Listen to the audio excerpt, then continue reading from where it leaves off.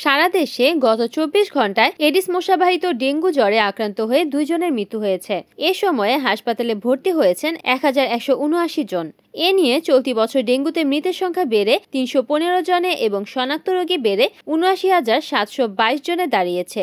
সোমবার স্থানীয় অধিদপ্তরের হেলথ ইমার্জেন্সি অপারেশন সেন্টার ও কন্ট্রোল রুম থেকে পাঠানো ডেঙ্গু বিষয়ক নিয়মিত সংবাদ বিজ্ঞপ্তিতে এ তথ্য জানানো হয়। স্বাস্থ্য অধিদপ্তর জানায়, গত ২৪ ঘন্টায় যারা ডেঙ্গু আক্রান্ত হয়ে হাসপাতালে ভর্তি হয়েছেন তাদের মধ্যে বরিশাল বিভাগে ১৬৯ জন, চট্টগ্রাম বিভাগে ১৫১ জন, ঢাকা বিভাগে ২৩৯ জন, ঢাকা উত্তর সিটি কর্পোরেশনে ১৭২ জন, ঢাকা দক্ষিণ সিটি কর্পোরেশনে ১৫৭ জন, খুলনা বিভাগে ৭০ জন, ময়মনসিংহ বিভাগে ৮৯ জন, রাজশাহী বিভাগে ১০৯ জন, রংপুর বিভাগে ১২ জন এবং সিলেট বিভাগে ৮ জন রয়েছেন। ২৪ ঘন্টায় ২ জনেরই ঢাকা দক্ষিণ সিটি কর্পোরেশনে মৃত্যু হয়েছে।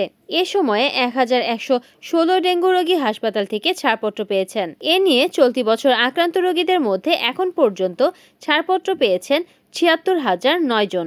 ২০২৪ সালে মোট ডেঙ্গু আক্রান্ত হয়েছিল ১,০১,২১৪ জন এবং মৃত্যু হয়েছিল ৫৭৫ জনের। এর আগের বছর ২০২৩ সালে ডেঙ্গুতে মারা যান সর্বোচ্চ ১,৭০৫ জন এবং আক্রান্ত হয়ে হাসপাতালে ভর্তি হয়েছিলেন ৩,২১,১৭৯ জন। Desk news, NN TV.